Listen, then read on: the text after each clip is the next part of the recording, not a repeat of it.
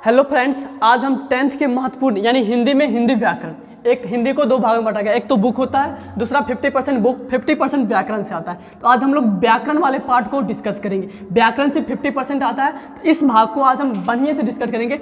आज इस वीडियो को यदि आप देख लेते हैं तो व्याकरण से एक भी क्वेश्चन आपसे छूटने वाला नहीं है। तो चलते हैं, बिना टाइम वेस्ट किए हुए क्लास को स्टार्ट करते हैं। तो पहला क्वेश्चन है, संज्ञा के कितने भेद होते हैं? संज्ञा के कितने भेद होते हैं? देखो, पहली बात, संज्ञा कहते किसको है? हमारे आसपास में जो कुछ भी दिखता है वो क्या है? संज्ञा है। हमारे आसपास में जो कुछ भी दिखता है क्या है? संज्ञा है। ये मार्कर क्या है? संज्ञा है। ये बोर्ड क्या है? संज्ञा है। बल्ब दिख रहा है, क्या है? संज्ञा है। यानी हमारे आसपास में जो कुछ भी दिख रहा है वह क्या है? संज्ञा है। किसी व्यक्ति का नाम संज्ञा, किसी स्थान का नाम संज्ञा, किसी जानवर का नाम क्या? संज्ञा। यानी कि एक शब्द में बोले तो हम जो कुछ भी बोलेंगे वो क्या है? संज्ञा है। यानी हमारे आसपास में जो कुछ भी दिखेगा वो क्या है? संज्ञा। यहाँ पूछ रहा है संज्ञा के कितने भेद होते हैं? ऑप्शन ए दिया हुआ है 4, ऑप्शन बी दिया हुआ है 6, ऑप्शन सी दिया हुआ है 5 और ऑप्शन डी दिया हुआ है 3। तो संज्ञा के जो भेद होते हैं वो कितने होते हैं? 5। कितने होते हैं? 5। वो कौन कौन होते हैं? पहला जातिवाचक, व्यक्तिवाचक, समूहवाचक, द्रव्यवाचक और भाववाचक। टोटल कितने हुए?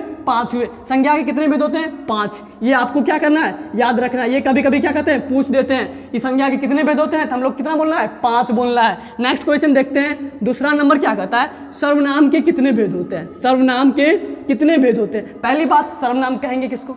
जो चीज़ संज्ञा के बदले प्रयुक्त हो, जो चीज़ संज्ञा के स्थान पे प्रयुक्त हो उसको क्या बोलेंगे? सर्वनाम बोलेंगे। क्या बोलेंगे? सर्वनाम बोलेंगे। जो चीज़ संज्ञा के स्थान पे आएगा उसको क्या बोलेंगे? सर्वनाम बोलेंगे। और बोल रहा है क्या?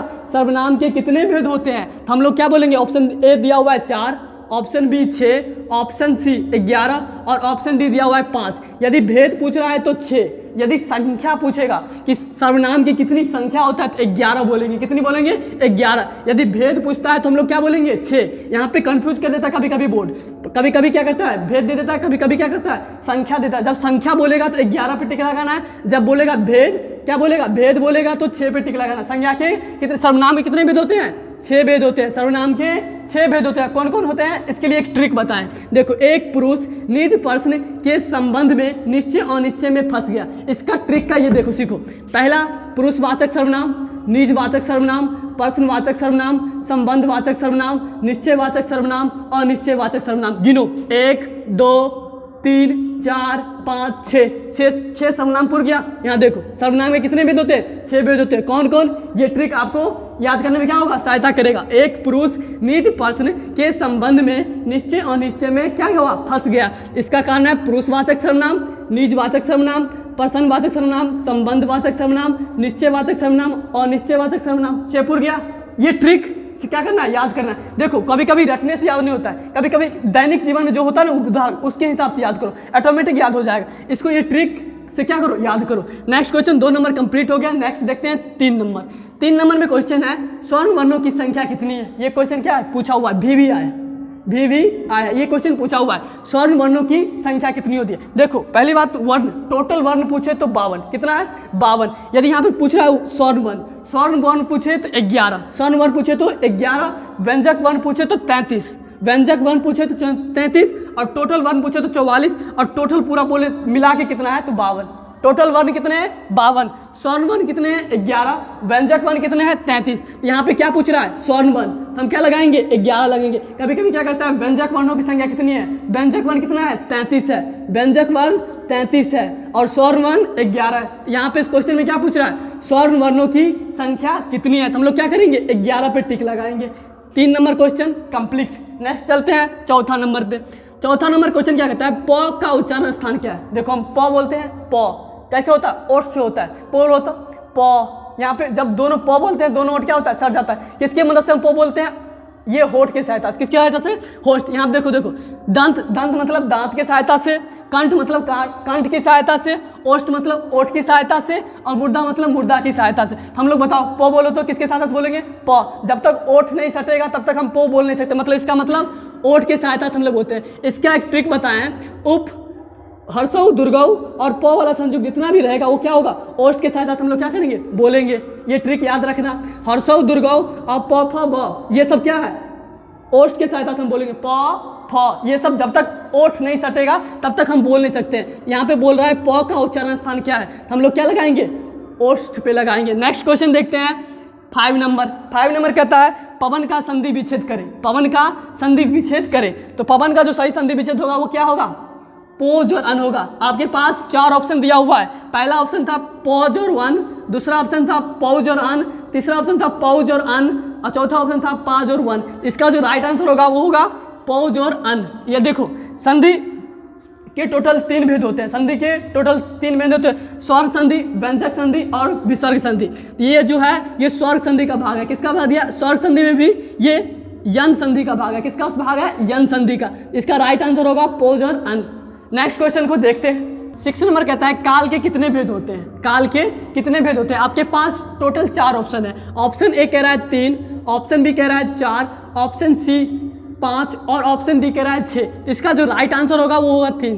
काल के कितने भेद होते हैं, 3 भेद होते हैं। कौन कौन होते हैं, वर्तमान काल, भूतकाल, भविष्य काल। वर्तमान काल मतलब जो अभी चल रहा है, भूतकाल मतलब जो बीत गया, भविष्य काल मतलब जो आने वाला है। यानी काल के कितने भेद होते हैं, टोटल 3 भेद होते हैं। यहाँ पे राइट आंसर क्या होगा, ए नंबर होगा। नेक्स्ट क्वेश्चन देखते हैं 7 नंबर। 7 नंबर कहता है वस्तु, स्थान, भाव या विचार को क्या कहते हैं। किसी वस्तु का नाम, किसी स्थान का नाम। जैसा कि इससे पहले हम पहले वाले क्वेश्चन में यही था, संज्ञा किसको कहते हैं बताए थे। हमारे आसपास में जो कुछ भी दिख रहा है वो क्या है, संज्ञा है। क्या है, संज्ञा। सेम वही क्या किया, उल्टा कर दिया है। वस्तु, स्थान, भाव या विचार को क्या कहते हैं, विशेषण कहते हैं।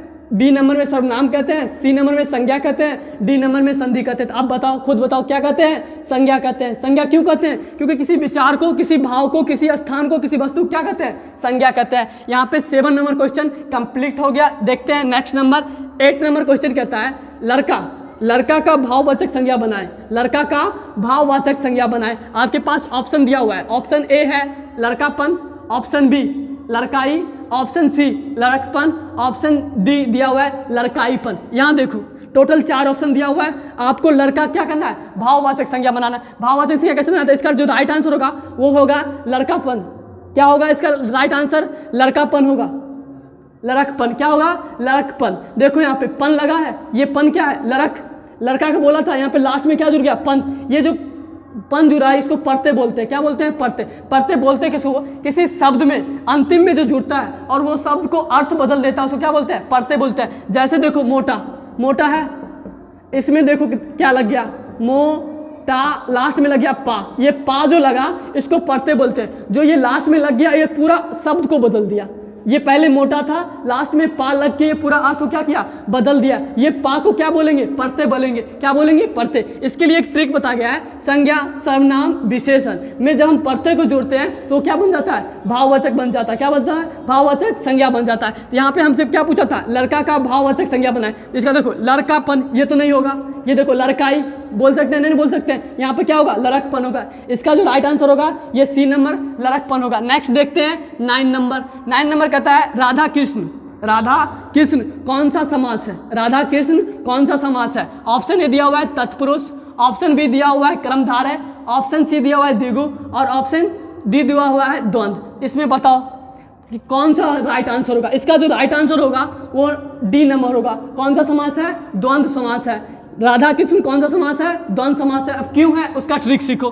देखो जो तत्पुरुष होता है इसमें कारक के विभक्ति का प्रयोग होता है। जैसे उदाहरण में राष्ट्रपति को ले लो, जो क्रमधारय रहता है उसमें इसमें विशेषण या जो का प्रयोग होता है उसको क्या बोलते हैं, क्रमधारय बोलते हैं। क्या बोलते हैं, क्रमधारय बोलते हैं। उदाहरण में ले लो लाल मिर्च।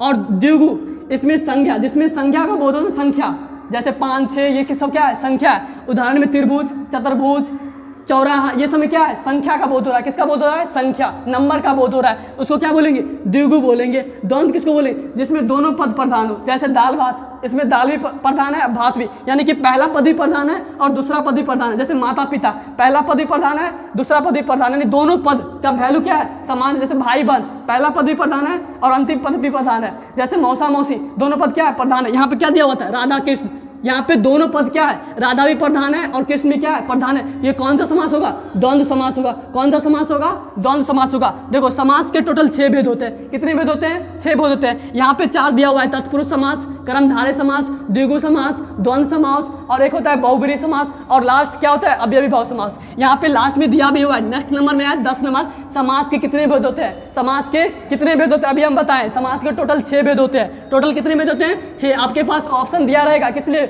गुमराह करने के लिए। Option A 5, option B 7, option C 6, option D 4। इसका जो राइट आंसर होगा वो क्या होगा 6 नंबर, क्या होगा 6 होगा। समास के टोटल कितने भेद होते हैं 6 भेद होते हैं। समास के टोटल 6 भेद होते हैं। ऊपर में 4 दिया हुआ है, एक बच गया बहुब्रीहि और एक हुआ अव्ययीभाव। टोटल 10 क्वेश्चन कंप्लीट हो गया। नेक्स्ट देखते हैं 11 नंबर। 11 नंबर कहता है उपहार में कौन सा उपसर्ग है। पहली बात उपसर्ग कहते किसको है। यहाँ पे आपको 4 ऑप्शन दिया हुआ है। हम उपसर्ग के बारे में बताते हैं, पहले ऑप्शन को देख लेते हैं। पहला ऑप्शन में दिया है उप, दूसरा ऑप्शन दिया है हार, तीसरा ऑप्शन दिया हुआ है उ और डी दिया हुआ है उत। आपको सही उपसर्ग बताना है उपहार में कौन सा है। उपसर्ग कहते किसको है। उपसर्ग उसको कहते हैं जब किसी शब्द में पहले आके, किसी शब्द के पहले कोई शब्द आके उस शब्द को अर्थ बदल देता है, उसको क्या बोलते हैं उपसर्ग बोलते हैं। जैसे हार है, हार है, इसके पहले उप लग गया, क्या लग गया उप लग गया, क्या बन गया ये उपहार बन गया। लगा क्या ये उप लग गया, ये उप को क्या बोलेंगे, ये उप को क्या बोलेंगे उपसर्ग बोलेंगे। ये उप जो लगा और ये पूरे शब्द को बदल दिया, पूरे शब्द का अर्थ बदल दिया। पहले हार था, पहले हार था, हमने क्या किए एक उप को जोड़ दिए। ये उप जो जोड़े उसको क्या बोलेंगे उप जुड़ गया, इसके साथ टोटल वर्ड क्या हो गया उपहार हो गया। ये जो जोड़े उसको उपसर्ग बोलेंगे। क्या जोड़े हम लोग उप जोड़े, ये जो उप जोड़े उसको क्या बोलेंगे उपसर्ग। जब कोई शब्द पहले आके लग जाता है किसी शब्द के पहले और पूरा अर्थ को चेंज कर देता है उसको क्या बोलेंगे उपसर्ग बोले। यहाँ पे देखो पहले ये हार था, यहाँ पे क्या लग गया उप लग गया। क्या हुआ यहाँ पे खोजो हार, हार पहले नहीं लगा, उपसर्ग क्या होता है पहले लगता है। यहाँ पे ये गलती है, ये देखो ऊ नहीं लगा है, ये देखो उत।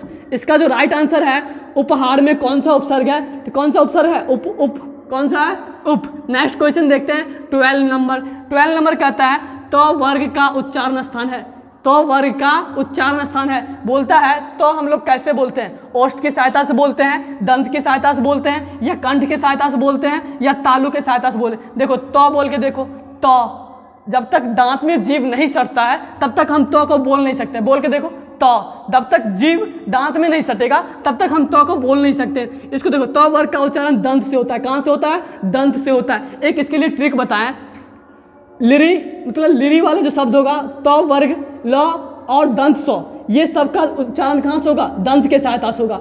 लिरी वर्ग, तो वर्ग, ल और तलब सौ, ये दंत सौ, इसका उच्चारण कहाँ से होगा दांत से होगा। कहाँ से होगा दांत से, इसका उच्चारण दांत से होगा। नेक्स्ट क्वेश्चन देखते हैं 13 नंबर। 13 नंबर कहता है स्वागत का संधि विच्छेद है। स्वागत का संधि विच्छेद, देखो यहाँ पे दिया हुआ है स्वागत संधि विच्छेद करना है। संधि टोटल 3 होते हैं, इससे पहले हम बताए थे स्वर्ग संधि, व्यंजक संधि, विसर्ग संधि। तो टोटल होते हैं ये स्वर्ग संधि में, स्वर्ग संधि के यन में आते हैं। कौन से में आते हैं स्वागत स्वर्ग संधि के यन संधि में आते हैं। कौन से में यन संधि में। इसका जो बोलेगा सही संधि विच्छेद करे, इसको हम लोग लिख सकते हैं 2 भाग में बांट सकते हैं। सु जोड़ आगत बराबर क्या होता है स्वागत होता है। कभी कभी ये वाला भी पीस देता है, ऑप्शन में दे देता है, कभी कभी ये ऑप्शन में भी दे देता है। तो इसको याद रखना है, सु जोड़ आगत बराबर क्या होता है स्वागत होता है, ये भी याद रखना है। नेक्स्ट देखते हैं 14 नंबर क्वेश्चन है विशेषण के कितने भेद होते हैं। विशेषण के कितने भेद होते हैं। विशेषण के टोटल 4 भेद होते हैं। आपको ऑप्शन में दिया हुआ है 3, 4, 5, 6, तो हमको पता है विशेषण कितना होता है 4 भेद होते हैं। किस में लगाएंगे बी नंबर में। इसको याद करने के लिए ट्रिक है, कौन सा विशेषण के कौन कौन भेद होते हैं इसके लिए ट्रिक बताया। देखो गुणा की गई संख्या का सार्वजनिक परिमाण, गुणा की गई संख्या का सार्वजनिक परिमाण। देखो गुणवाचक संख्या, गुणवाचक, संख्यावाचक, सर्वनामिक वाचक, सर्वनाम, सर्वनामिक, सर्वनामिक, विशेषण, परिमाण वाचक। टोटल कितना हो गया 1, 2, 3, 4। 4 क्या हुआ, ये 4 क्या है विशेषण है। 4 क्या है विशेषण है। नेक्स्ट देखते हैं 15वां नंबर क्वेश्चन। 15वां क्वेश्चन है वृक्ष से पत्ता गिरता है, वृक्ष से पत्ता गिरता है कौन सा कारक है। वृक्ष से पत्ता गिरता है कौन सा कारक है, विभक्ति का प्रयोग हुआ है। देखो इसे बोल रहा है 14 नंबर से तो बीच में कट करना, वो रिकॉर्ड हो गया ना, लाइन आया गया जैसे 14 नंबर से ड्रॉप कर दिए। नहीं ले लीजिए ना, वो ठीक हो जाएगा। ठीक कट हो जाएगा, ध्यान दीजिए ना, कोई दिक्कत इसको रहने दे, ठीक।